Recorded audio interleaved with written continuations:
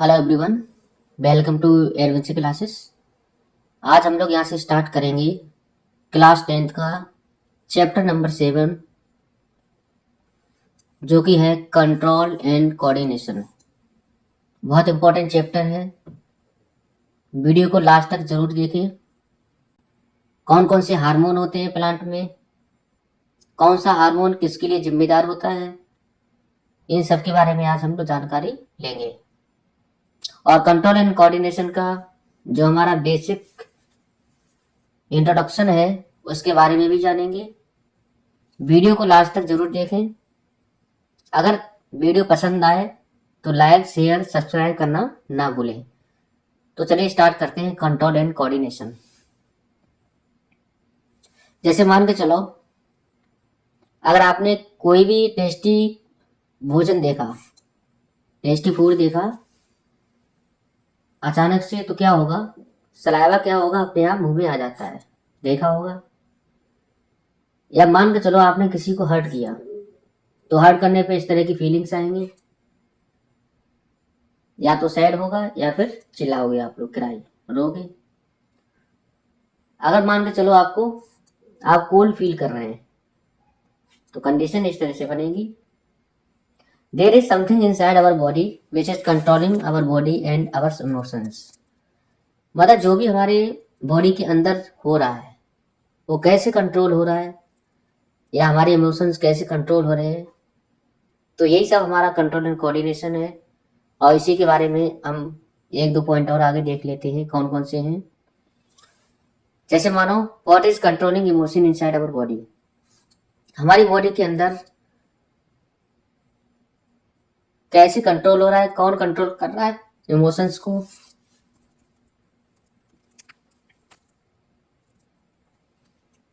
This is the what we will study in this chapter. यही chapter में हम लोग ये जानकारी लेने वाले हैं, कंट्रोल एंड कोऑर्डिनेशन। जैसे मान के चलो, हमारा जो पूरा लाइफ है वो किससे कंसिस्ट होता है, लिविंग ऑर्गेनिज्म से। सबको मालूम है लाइफ जो है लिविंग ऑर्गेनिज्म, और जो लिविंग ऑर्गेनिज्म है वो कैसे मिलकर बना है वो भी हम लोगों को मालूम है। सबसे छोटी यूनिट होती है सेल, उससे सेल के बाद क्या होता है, टिश्यू। सेल से टिश्यू बनते हैं, टिश्यू से क्या बनता है, ऑर्गन, और ऑर्गन से बनता है ऑर्गन सिस्टम। ठीक है, तो ये पूरा का पूरा जैसे मान के चलो, टिश्यू, टिश्यू से क्या बने, ऑर्गन, ऑर्गन से ऑर्गन सिस्टम, मतलब पूरा ऑर्गन बन के तैयार हो गया। तो ये ब्रेन है, ये भी ऑर्गन है, ऑर्गन सिस्टम है। लंग्स है, ये भी ऑर्गन है। हार्ट है, ये भी ऑर्गन है। स्टमक, ये भी ऑर्गन। इंटेस्टाइन, ये भी ऑर्गन। तो ये सारे के सारे क्या है, हमारे ऑर्गन है। ठीक है, इनका कहने की कोई पर्पज होगा। जैसे ये बना ऑर्गन सिस्टम, जैसे डाइजेस्टिव सिस्टम। ठीक है, अब पूरे के जितने भी हमारे पास ऑर्गन सिस्टम है उनको सबको मिला के क्या बनेगा, ऑर्गेनिज्म बनेगा। But how this organism function, ये किस तरह से फंक्शन करता है organism.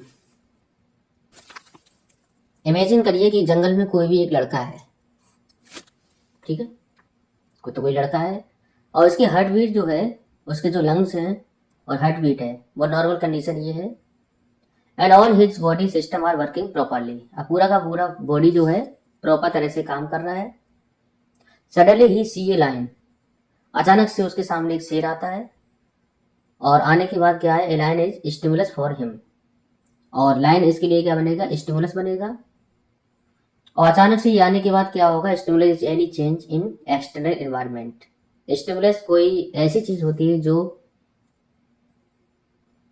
Any change in the external environment, जिसकी वजह से क्या है, हमारे अंदर फीलिंग्स इमोशंस वगैरह आते हैं, जो हम ही अब लोग ने पढ़ा था।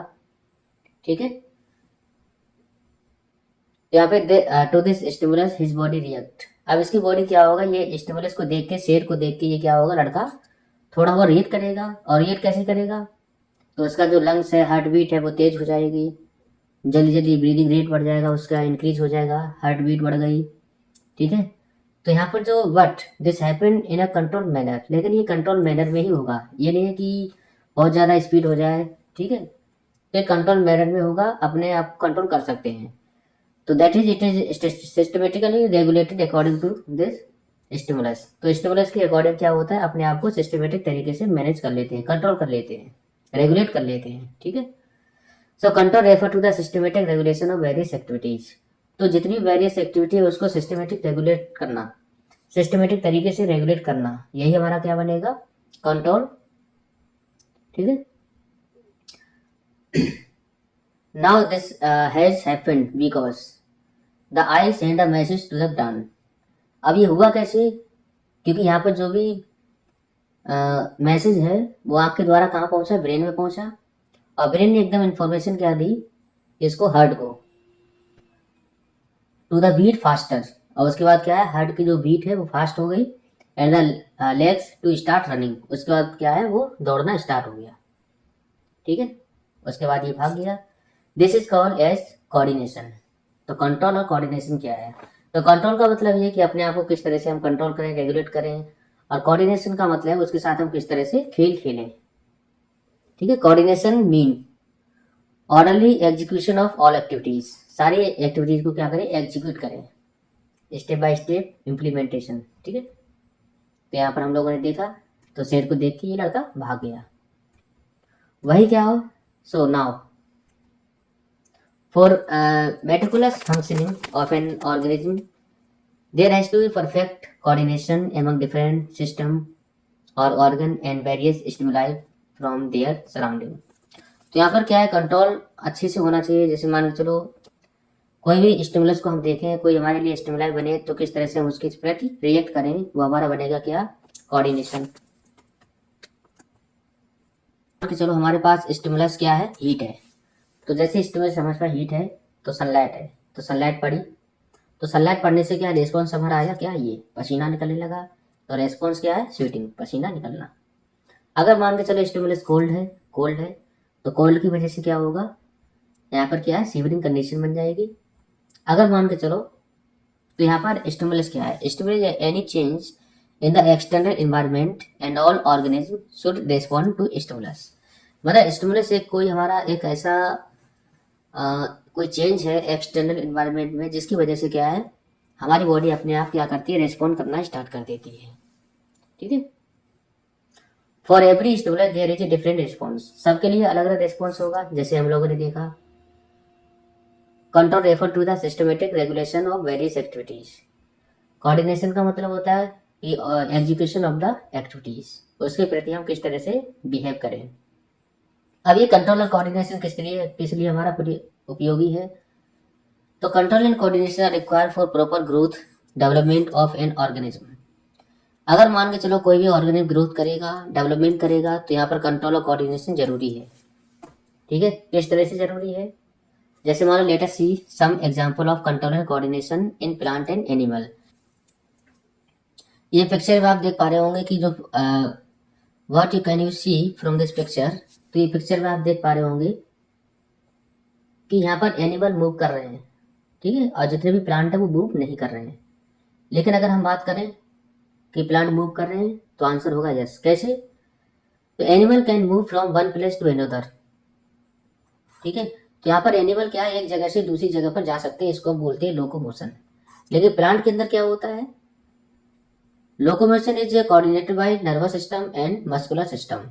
और लोकोमोशन कंट्रोल कोऑर्डिनेट होता है किसके द्वारा, नर्वस सिस्टम और मस्कुलर सिस्टम। इसकी बात हम बात करेंगे, बाद में करेंगे इसकी बात।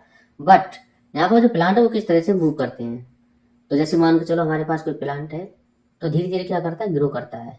अब हम लोग बात करेंगे कि इस तरह से प्लांट हमारे मूव करते हैं। तो let us study movement in plant, plant में मूवमेंट हमारे किस तरह से होगा। तो चलिए मान के चलो हमारे पास कोई स्टिमुलस है, स्टिमुलस हमने माना लाइट है, सनलाइट है। तो यहाँ पर जो सूरजमुखी का पौधा है, ये अपने आप क्या करता है, मूव हो जाता है या बेंड हो जाता है टुवर्ड द सनलाइट, या फिर सन की तरफ अपने आप मूव हो गया। तो समझ जाओ यहाँ पर स्टिमुलस क्या है, लाइट, और सन की तरफ ये वाला पेड़ क्या हो गया, बेंड हो गया। तो यहाँ पर क्या होगा, प्लांट में मूवमेंट हो रहा है। इसी तरह से यहाँ पर क्या है, हमारे पास दे रखा है कोई पौधा है, और इसको जैसे हमने टच किया तो उसकी पत्तियां क्या कर दी, फोल्ड कर ली, ठीक है, टच करने पे। तो यहाँ पर स्टिमुलस क्या बना, टच, ठीक है। और जैसे मान के चलो यहाँ जर्मिनेशन हो रहा है धीरे धीरे, तो ये भी क्या है, ग्रो कर रहा है, मूवमेंट कर रहा है, ठीक है। ग्रोथ। बात करते हैं what cause movement in plant. तो प्लांट में मूवमेंट किस तरह से होता है? Do plant have muscular system and nervous system? नहीं, तो प्लांट के पास कोई भी मस्कुलर सिस्टम या नर्वस सिस्टम नहीं होता है। बट इनके अंदर क्या होता है या किस तरह से कोऑर्डिनेट होते हैं? तो ये कोऑर्डिनेटेड होते हैं किसके द्वारा? हार्मोन के द्वारा। तो जितने भी प्लांट होते हैं उनको जो कोऑर्डिनेट करना होगा किसके द्वारा करेंगे? हार्मोन के द्वारा। तो let us study plant movement. पहले हम प्लांट मूवमेंट के बारे में पढ़ेंगे। Due to external stimulus plant show two type of movement. तो प्लांट जो है वो दो टाइप के मूवमेंट को दिखाते हैं। पहला जो है वो होता है ग्रोथ डिपेंडेंट। ग्रोथ डिपेंडेंट, ठीक है। और दूसरा ग्रोथ डिपेंडेंट का मतलब है movement in is dependent on growth, growth के ऊपर डिपेंड करे। दूसरा जो होता है ग्रोथ इंडिपेंडेंट, जो ग्रोथ के ऊपर डिपेंड ना करे फिर भी जाके मूव करे, जैसे ये छुई हुई है, ठीक है। इसको जैसे टच करते हो क्या है, अपने आप की पत्तियों को फोल्ड कर लेता है। अब ग्रोथ डिपेंडेंट क्या होते हैं और ग्रोथ इंडिपेंडेंट क्या होते हैं? तो both of these movement are coordinated by hormone. चाहे वो ग्रोथ डिपेंडेंट हो चाहे ग्रोथ इंडिपेंडेंट प्लांट हो, वो दोनों के दोनों हमारे कोऑर्डिनेटेड होंगे किसके द्वारा? हार्मोन्स के द्वारा। पहले हम लोग बात करेंगे growth dependent. Certain movement of plant that do not result in their growth are termed growth independent movement। तो ग्रोथ इंडिपेंडेंट मूवमेंट वो होंगे जो हमारे उसकी ग्रोथ के ऊपर डिपेंड नहीं करें। When we touch the leaves of mimosa, जैसे हम क्या करते हैं मिमोसा के लीव्स को टच करते हैं तो ये क्या करता है, अपने आप की पत्तियों को फोल्ड कर लेता है, ठीक है। तो जैसे ये पत्तियां हैं इसको जरा टच करो तो ये मूव कर क्या कर लिए, फोल्ड कर लिए। Can you see any movement? Yes. क्या इसके अलावा कोई मूवमेंट दिख रहा है? Can you see any growth? तो यहाँ पर कोई ग्रोथ नहीं हो रही है। So this is perfect example of growth independent movement. तो ये हमारा ग्रोथ इंडिपेंडेंट का एक एग्जाम्पल है। In this the movement is in the response to stimulus to touch. यहाँ पर जो स्टिमुलस बना वो क्या बनेगा? टच बनेगा। This movement is called seismonastic movement. क्या हुआ? Seismonastic movement. ग्रोथ इंडिपेंडेंट हमारे बात करते हैं हम, वही चल रहा है। Let us see how does this happen. ये कैसे होता है? जैसे मान के चलो, as we know movement in plant are brought about by hormone in response to change occur in its surrounding. तो यहाँ पर कोई केमिकल होगा जिसकी वजह से, हार्मोन होगा जिसकी वजह से क्या है, वो अपना रेस्पॉन्स या कोऑर्डिनेट करेगा। When we touch the leaf of mimosa, जैसे हमने क्या करा, मिमोसा की लीव्स को टच किया, plant the hormone are release. तो यहाँ पर क्या है, हार्मोन्स रिलीज हुए और रिलीज होने के बाद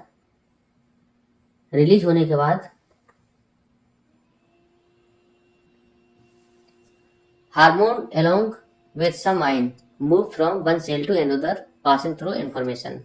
तो ये क्या है, एक से दूसरे सेल में जाना शुरू हो गए, कहें तो आयन का एक्सचेंज होने लगा जिसकी वजह से क्या है, अपने आप को सिकोड़ लेता है वो, ठीक है। Ion cause the water to come out from the cell. और यहाँ पर जो आयन है वो क्या करते हैं, पानी को बाहर निकालते हैं जिसकी वजह से क्या हो जाती है, सेल श्रिंक हो जाती है और सिकुड़ जाती है, ठीक है। तो ये इसका मेन कॉज है। The change in the shape of the cell cause it a movement in plant. तो सेल का जो शेप चेंज हो रहा है वो क्या बता रहा है, movement in plant. But since the information is conducted from one cell to another, movement also happen at place different from touch। So what do we know about growth independent movement? तो पहला क्या है वो हम लोग पढ़ चुके हैं, nastic movement. The movement occur at a place different from the place of touch. This mean that the information has been communicated. तो यहाँ पर इंफॉर्मेशन कैसी कम्युनिकेटेड है, एक सेल से दूसरी सेल पे पहुंचती है। The plant use electrical and chemical means to transfer the information from one cell to another. तो यहाँ पर केमिकल या फिर कहें तो हमारा इलेक्ट्रिकल केमिकल का प्रयोग करता है, केमिकल सिग्नल्स का, जिसके द्वारा इंफॉर्मेशन पहुंचती है एक सेल से दूसरी सेल तक। लेकिन इसके पास कोई भी नर्वस सिस्टम और वो नहीं होता है, ठीक है। There is no specialised tissue. Present for conduction of information, मतलब इंफॉर्मेशन को कंडक्ट कराने के लिए किसी प्रकार का यहाँ पर कोई टिश्यू नहीं होता है। द सेल इधर स्वेल, या तो यहाँ पर सेल स्वेल करेगी या फिर श्रिंक करेगी and change their shape to cause movement in plant, और शेप को क्या करेगा, चेंज करेगा। ठीक है, तो यहाँ पर ये था सारी जानकारी। कुछ हमारे एग्जाम्पल हैं जो दिखाते हैं क्या, ग्रोथ इंडिपेंडेंट मूवमेंट, जैसे लोटस ब्लूमिंग। ठीक है, तो शुरुआत में क्या है, जैसे सनलाइट निकली तो क्या है, अपने आप को क्या कर लिया, खिला लिया है, मतलब ब्लूमिंग। ठीक है, तो यहाँ पर स्टिमुलस क्या बना, सनलाइट, रेस्पॉन्स क्या आया, open the morning, in the morning, तो सुबह के टाइम क्या है, ये खिल गया।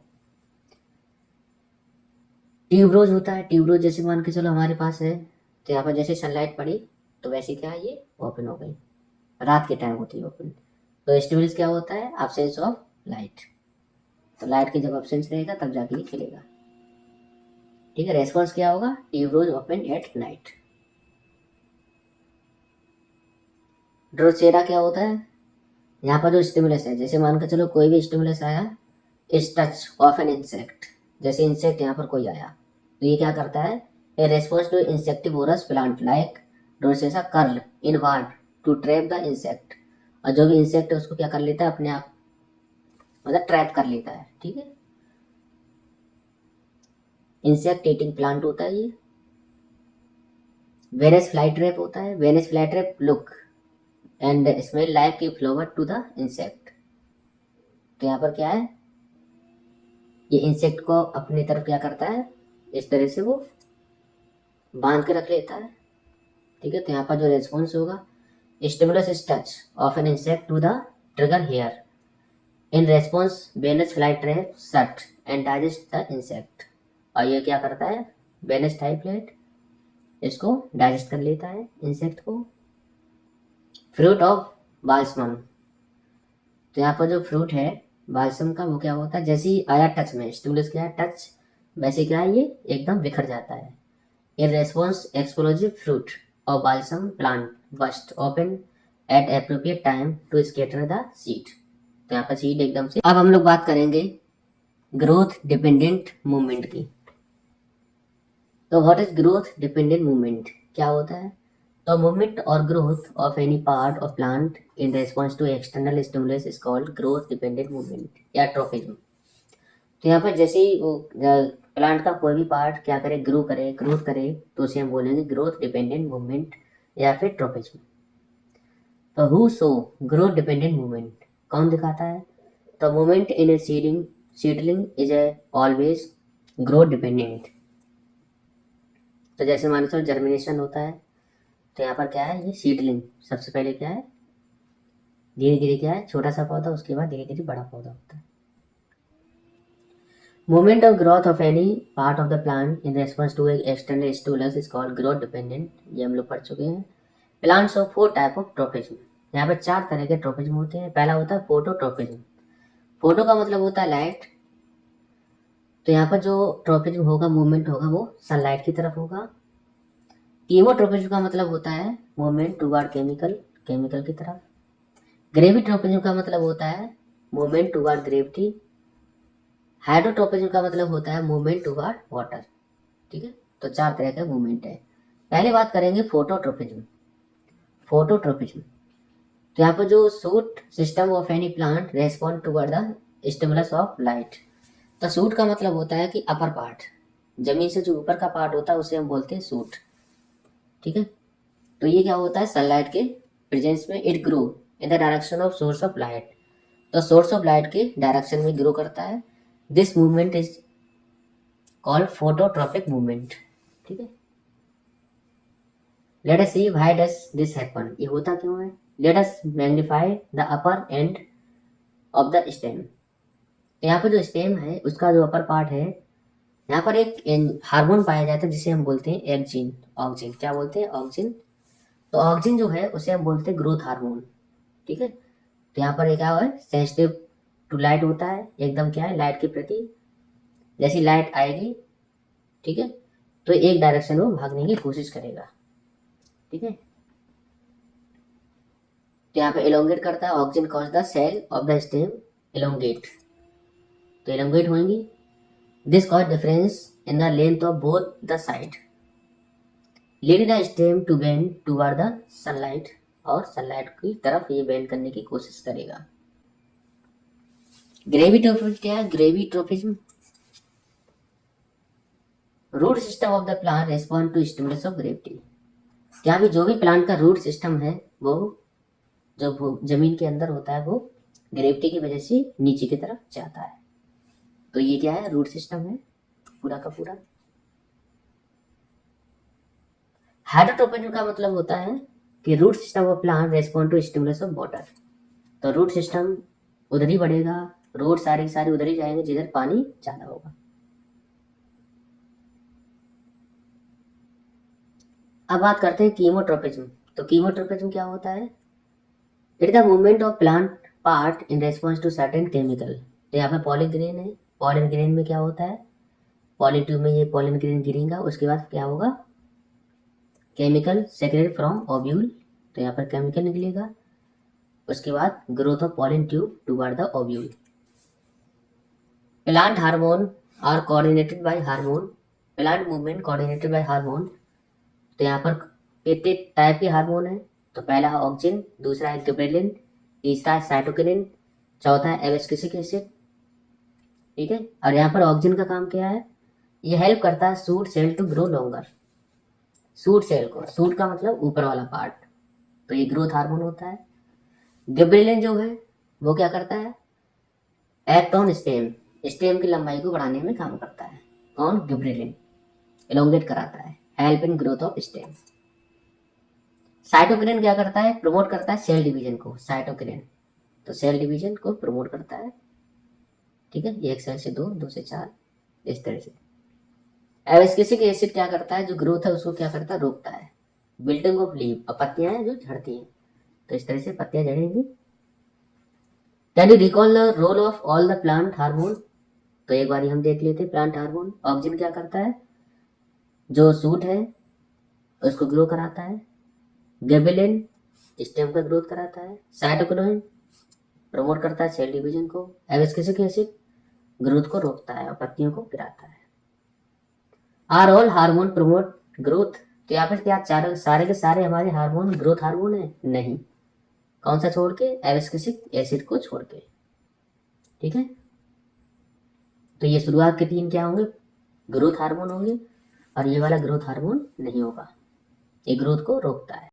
इससे पहले वाले लेक्चर में हम लोग देख चुके हैं कि प्लांट में किस तरह से कंट्रोल एंड कोऑर्डिनेशन होता है, और कौन कौन से हार्मोन होते हैं। कौन सा हार्मोन ग्रोथ हार्मोन के नाम से जाना जाता है, कौन सा हार्मोन ग्रोथ को रोकने का काम करता है। ये सारी चीजें हम लोगों ने देखी। और देखा हम लोगों ने मूवमेंट, कि मूवमेंट कितने तरह से होते हैं प्लांट में। एक होता है ग्रोथ डिपेंडेंट, एक होता है ग्रोथ इंडिपेंडेंट।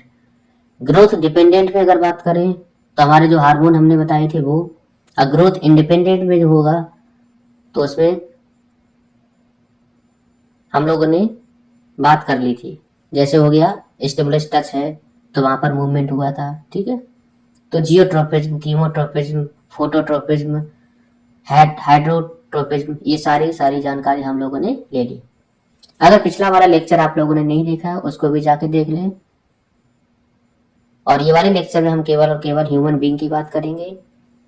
जैसे ब्रेन है तो ब्रेन के कितने पार्ट हैं, किस तरह से हमारा कोऑर्डिनेशन होता है, किस तरह से बॉडी मेंटेन करती है, कौन सा फंक्शन ब्रेन का पार्ट, कौन सा फंक्शन ब्रेन का कौन सा पार्ट कंट्रोल करता है, ये सारी तमाम बात हम ये वाले लेक्चर में करेंगे।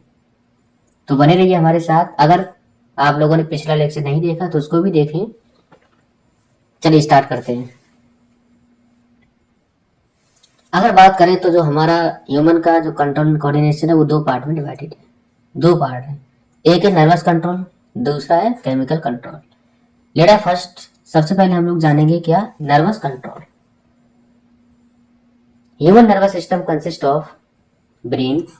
ह्यूमन का जो नर्वस सिस्टम है ब्रेन, स्पाइनल कॉर्ड, नर्व्स से मिलकर बना है नर्वस सिस्टम। ये हमारा एक सिस्टम होता है जो कि कंट्रोल करता है सारी एक्टिविटीज को, जितनी बॉडी की एक्टिविटीज है वो सब एक्टिविटीज को कंट्रोल करता है। नर्वस सिस्टम को हमने 3 पार्ट में डिवाइड कर रखा है। कौन कौन से पार्ट हैं? एक है सेंट्रल नर्वस सिस्टम CNS, दूसरा है पेरिफेरल नर्वस सिस्टम PNS, और तीसरा है ऑटोनॉमिक नर्वस सिस्टम ANS। सबसे पहले हम लोग बात करेंगे सेंट्रल नर्वस सिस्टम CNS के बारे में। ये किनसे मिलके बना होता है? तो ये जो है वो ब्रेन और स्पाइनल कॉर्ड से मिलके बना होता है। इसका काम क्या होता है? ये रेगुलेट करता है सारी एक्टिविटीज को, जितनी बॉडी की सारी एक्टिविटीज है उनको मैनेज करेगा। पेरिफेरल नर्व सिस्टम किसका बना होता है? तो जो भी all the nerve present in the periphery of the body, body के पेरिफेरी में जितनी नर्व प्रेजेंट है वो सारा का सारा पेरिफेरल नर्व सिस्टम होगा। It is a network of nerve spread through out the body.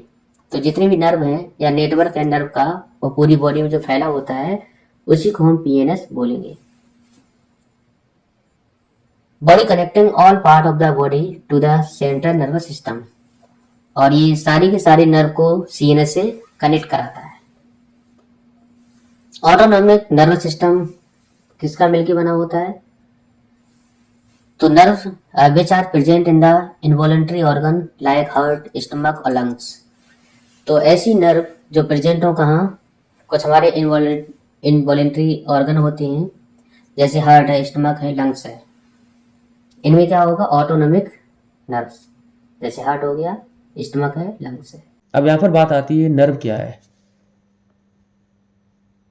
तो नर्व एक टिश्यू है जो कि सेल से मिलकर बना होता है, और जो सेल होता है उसको हम बोलते हैं न्यूरॉन। क्या बोलते हैं? न्यूरॉन या फिर नर्व सेल। तो नर्व टिश्यू एक हमारे सेल से मिलकर बना होता है, बहुत सारी सेल से मिलकर बना होता है, जिसको हम बोलते हैं neuron. And supportive cell called neuroglia. Neuroglia are supportive cell which assist neurons in their function। ये न्यूरॉन है, ये न्यूरोग्लिया है। Neuron are specialised cell capable of creating and transmitting electrochemical impulse.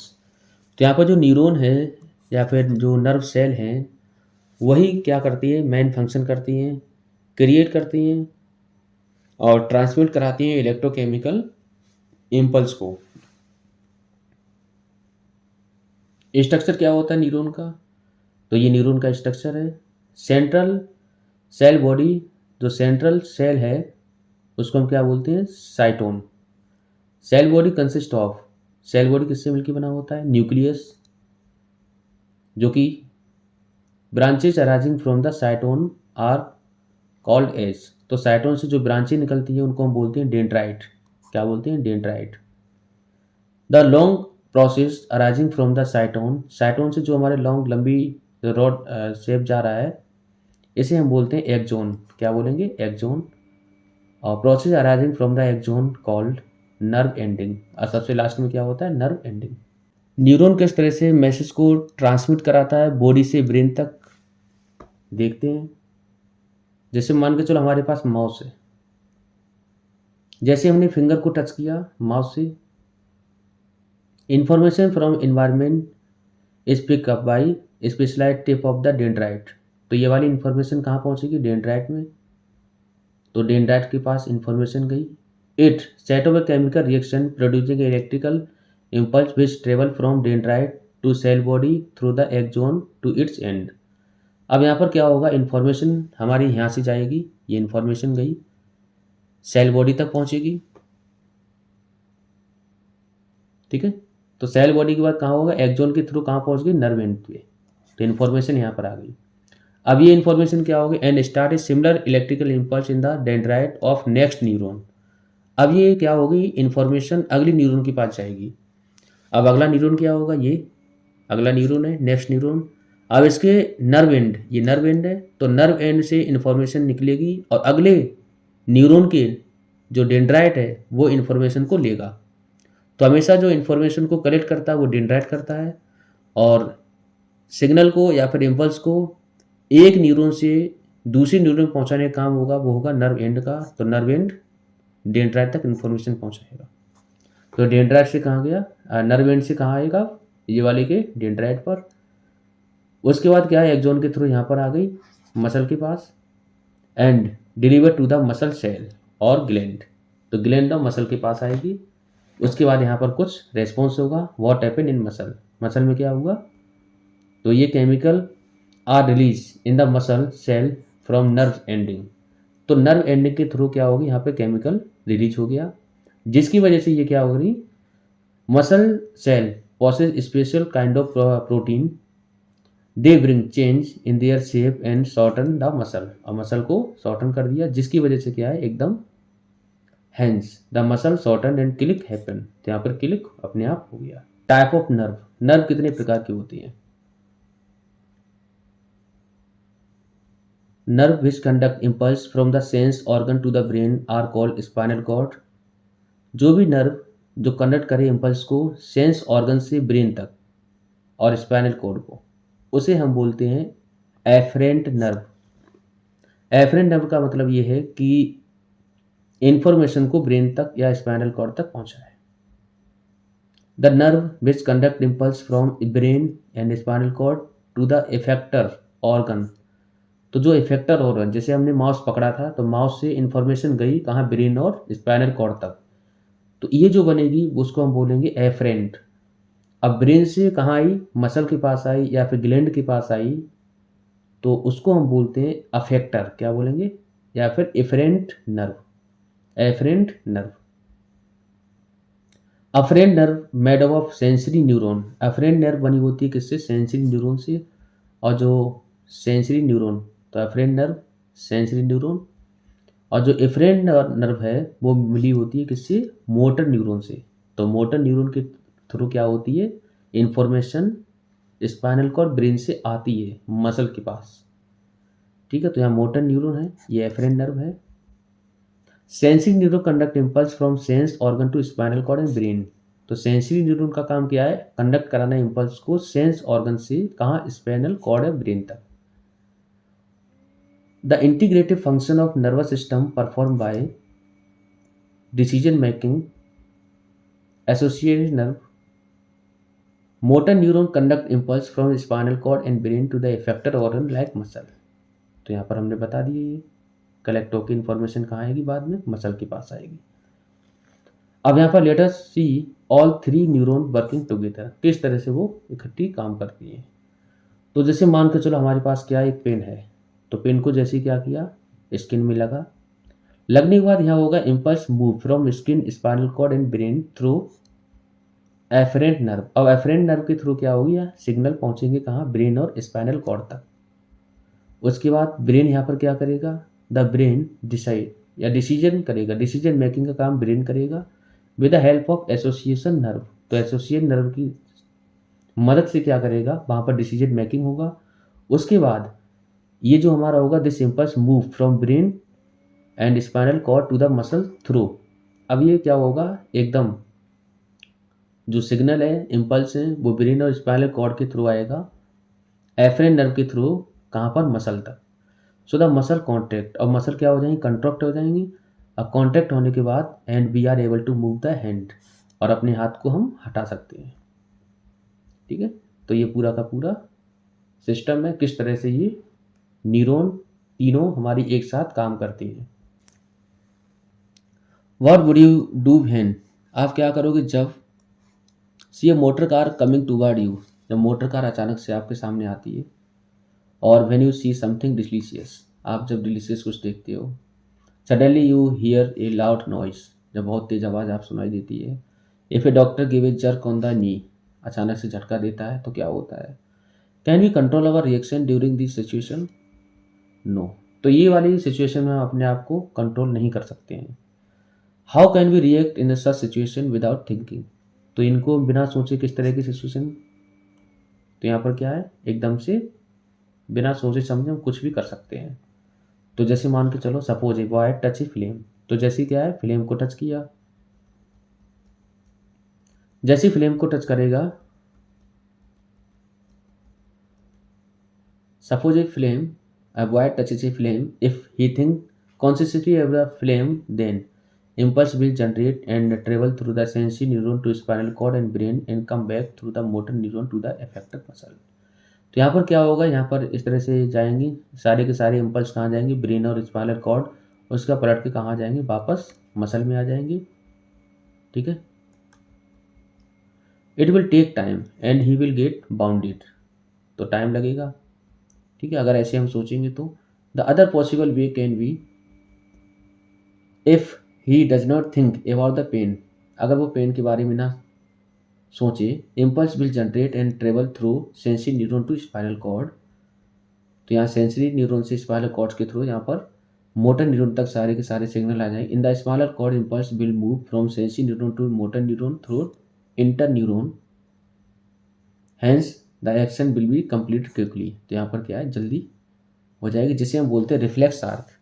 तो nerve from all over the body meeting in a bundle such a connection in a bundle spinal cord where reflex arc are form. तो reflex arc का formation कब होता है, जब बहुत बड़ी मात्रा में हमारी क्या हो जाए, नर्व हो जाए और इकट्ठी एक बंडल हो जाए। ठीक है, तो बंडल को हम बोलते हैं, नर्व के बंडल को हम क्या बोलते हैं, रिफ्लेक्स आर्क।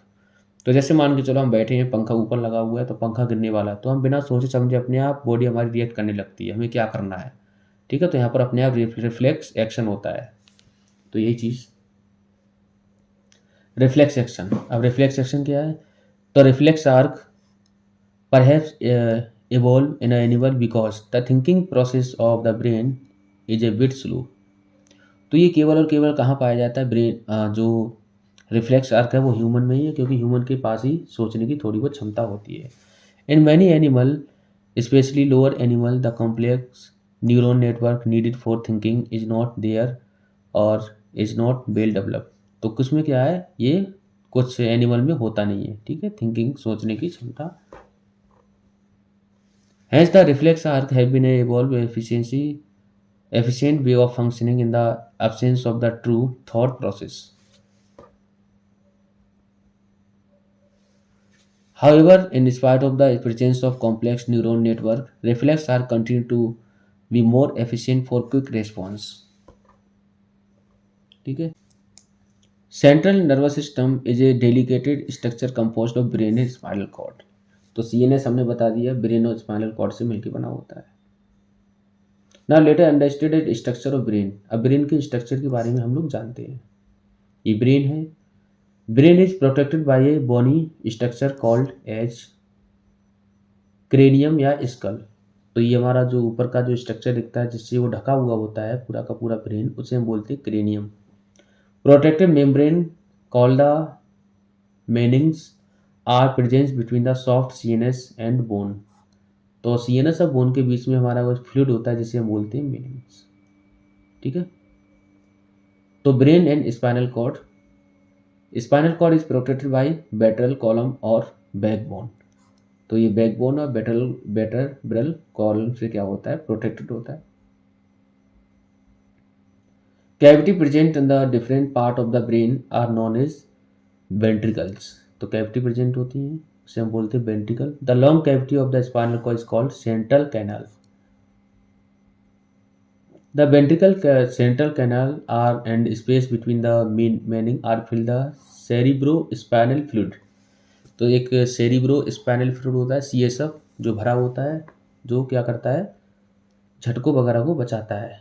ठीक है, फंक्शन ऑफ CSF लिखा है देखो, nourishment of protection of absorbing mechanical shock. जो भी मैकेनिकल शॉक है उनको क्या करता है, एब्जॉर्ब कर लेता है। Nerves arise from the brain are called as cranial nerve. तो जो भी नर्व है ब्रेन से अराइव होते हैं उसे हम बोलते हैं क्रेनियल नर्व्स। ये क्रेनियल नर्व्स हैं सारी। Nerve arrive from the spinal cord are called spinal nerve. और जो नर्व स्पाइनल कॉर्ड से अराइज होती है उसे हम बोलते हैं स्पाइनल नर्व। ठीक है, तो स्पाइनल नर्व और क्रेनियल नर्व को मिला के हम क्या पढ़ते हैं, पेरिफेरल नर्वस सिस्टम, PNS। ठीक है, peripheral nervous system control voluntary action. तो ये क्या करता है, पेरिफेरल वॉलंटरी एक्शन को कंट्रोल करता है, जैसे रनिंग है, क्लैपिंग है, प्लेइंग है। ठीक है, autonomic nervous system control involuntary action like respiration, digestive system. Brain is divided into 3 main region which are, तो ब्रेन 3 रीजन में डिवाइडेड है। कौन कौन से? फोर ब्रेन, मिड ब्रेन और हिंड ब्रेन। तो ये 3 मेन पार्ट हैं ब्रेन के। फोर ब्रेन जो है उसको हम बोलते हैं cerebrum, and it is the main thinking part of the brain. तो थिंकिंग पार्ट जो है ब्रेन का वो क्या है? सेरिब्रम। ठीक है। Thought, movement, touch, hearing, vision, speech, ये सारी सारी कहाँ होती हैं? मिड ब्रेन, मतलब सारी सारी ब्रेन कंट्रोल करता है। Mid brain and hind brain control involuntary action. ठीक है। हिंड ब्रेन का काम क्या होता है? Consist of hind brain, cerebellum, medulla oblongata. Cerebellum maintain the balance, balance को मेंटेन करता है, मतलब पूरी बॉडी के पोस्चर को मेंटेन करता है। कौन? सेरिबेलम। साइकिलिंग करते हैं तो पूरा बॉडी का। ठीक है।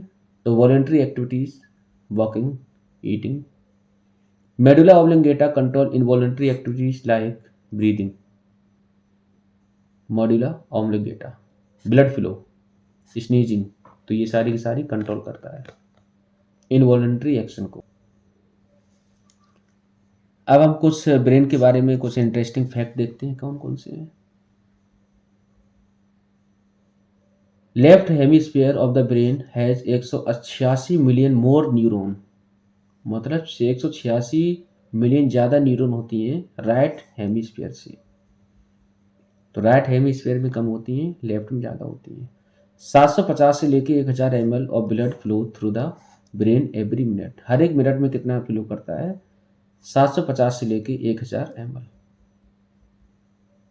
Brain can stay alive for 4 to 6 minute without oxygen after the cell begin to die. तो बिना ऑक्सीजन के वो 4 से 6 मिनट रह सकता है। Einstein brain way 1230 gram less than average weight of human brain which is approximately 1300-1400 ग्राम। तो ये क्या है? आइंस्टाइन का जो ब्रेन था उसका वजन कम था एवरेज दिमाग से, एवरेज ब्रेन से। Left side of the brain control right part of the body and right side of the brain control left part of the body. ठीक है। तो left side of the body, left side body, right side brain. तो left side of the brain control speaking, left side speaking, writing, logical thought. ठीक है। और right side कौन होगा? Brain, जैसे artist abilities. How does our memory work? Memory कैसे work करती है? Memory are of 3 type. पहला sensory memory, tells us what is happening around us which is called as brief memory. ठीक है। तो सेंसरी मतलब हमारे चारों तरफ क्या चल रहा है। Short term memory latest only for 30 second, केवल 30 सेकेंड के लिए। Long term in what we have learn and memorize, जो हमने याद कर लिया है। Control and coordination are 2 types, 2 type के होते हैं। Nervous control, chemical control. Nervous control हम लोगों ने देख लिया, अब बात करते हैं केमिकल कंट्रोल की। नर्वस इम्पल्स, केमिकल का मतलब होता है hormones. Both system work in coordination to integrate and control various body activities like playing, walking। तो दोनों का दोनों जब काम करेगा तभी जाके क्या होगी? कंट्रोल, कोऑर्डिनेशन होगा। Nervous system generate electrical impulse, endocrine system generate hormones. तो यहाँ पर 2 सिस्टम है, एक है नर्वस सिस्टम, एक है endocrine system. Endocrine system generate करता है हार्मोन को। Nerve impulse are rapid and are usually of short duration. तो नर्व इम्पल्स जो होते हैं वो शॉर्ट ड्यूरेशन के लिए होते हैं। Hormonal action is such much slower and long lasting, ये वो लंबे समय के लिए होता है। हाउएवर सच केमिकल्स और hormonal transmission use in animal, किस तरह से ये यूज होते हैं? What do some animal for instant squirrel experience when they are in scary situation. तो जब भी वो स्केरी सिचुएशन में होती तो क्या करती? When squirrel experience scary situation its body prepare for either fighting, या फिर फाइटिंग करने या फिर रनिंग। 2 कंडीशन में आ जाती है। Both are very complicated activity that will use a great deal of energy. तो यहाँ पे एनर्जी की बहुत ज़्यादा जरूरत पड़ेगी, डिफिकल्ट होगा। Many tissue type will be used and their activities integrated together in this section. तो टू अल्टरनेट एक्टिविटीज फाइटिंग और रनिंग आर क्वाइट डिफरेंट, तो दोनों डिफरेंट हैं। कैसे? Body should prepare for ideal activity in such cases, तो body को पहले तो प्रिपेयर होना चाहिए। How would this be achieve, और कैसे अचीव करेगा? If he body design in the squirrel relied only on electrical impulse by a nerve cell, तो क्या होगा? Range of tissue structure to the prepare for the coming activity would be limited. If the body design relied only a chemical impulse by a gland, range of tissue structures to prepare for the coming activity would be limited. If the body design is the squirrel rely both electrical and chemical impulse, electrical chemical impulse दोनों, then signal would each reach all cell of the body and provide the wide ranging change needed। तो यहाँ पर ये कहने की, देखो nervous system अकेला काम नहीं करता है, काम भी नहीं आएगा। नर्वस सिस्टम तुम्हें सिग्नल भेज देगा, बाकी का सारा एनर्जी वगैरह प्रोवाइड कौन कराएगा? उसके लिए होना चाहिए कौन? Endocrine system. केमिकल की जरूरत पड़ती है, हार्मोन की जरूरत पड़ती है। तो स्क्वायरल को यहाँ पर क्या करना है? भागना भी है, तो एनर्जी की जरूरत पड़ेगी। दूसरा, ब्रेन की भी जरूरत पड़ेगी। ठीक है, this is done in many animal including human being, तो यही सारा खेल हमारा ह्यूमन बींग के अंदर भी होता है। दोनों की जरूरत पड़ती है। हम लोगों को सोचने की जरूरत भी पड़ेगी, सिग्नल को पहुंचाने की जरूरत पड़ेगी। ठीक है, तो और केमिकल हार्मोन की भी जरूरत पड़ेगी। Human being also secrete hormone from gland and achieve the desired result. तो यहाँ पर कुछ ग्लैंड से हार्मोन निकलते हैं। कौन कौन से? Late us see few endocrine gland of the body. तो पिट्यूटरी ग्लैंड ऊपर होती है, ये होती है थायराइड ग्लैंड, ये पैनक्रियाज होती है। एड्रेनल ग्लैंड ये होती है, ये ओवरी होता है, ये टेस्टिस होता है। ठीक है, तो इतनी ग्लैंड होती हैं, आपको ये मस्ट जरूरी है याद करना। Let us see some example to understand how hormone help in coordinating growth को कोऑर्डिनेट करने में किस तरह से वो काम आती हैं। जैसे थायराइड ग्लैंड है, तो ये सेक्रेट करता है किसको? Thyroxine hormone, which regulate control carbohydrate protein and fat metabolism in the body.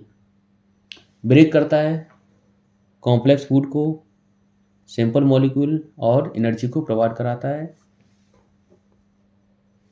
Iodine is essential for the synthesise of thyroxine, और आयोडीन जरूरी होता है थायरोक्सिन को क्या करने के लिए? सिंथेसाइज करने के लिए, फॉर्मेशन कराने के लिए। If iodine is deficient in our diet, अगर आयोडीन की कमी है तो थायरोक्सिन हार्मोन डिक्रीज, तो यहाँ पर थायरोक्सिन हार्मोन क्या हो जाएगा? डिक्रीज हो जाएगा, विच कॉजेज गॉइटर। तो आप लोगों ने ये वाली बीमारी देखी होगी। ठीक है, तो जब भी आयोडीन की कमी हो जाती है तो क्या होता है? नमक कम खाओगे तो क्या हो जाती है? ये वाली बीमारी हो जाती है। Pituitary gland secret growth hormone which regulate growth and development of the body. Pituitary gland growth hormone होता है, ध्यान रखना। If growth hormone is deficient in the childhood it cause dwarfism, अगर पिट्यूटरी ग्लैंड से हमारे क्या है वो ग्रोथ हार्मोन ना निकले तो क्या हो जाएगा? ड्वार्फिज्म हो जाएगा, बौनापन। If growth hormone is increase it cause gigantism, ठीक है, तो लंबाई यहाँ पर बढ़ जाएगी।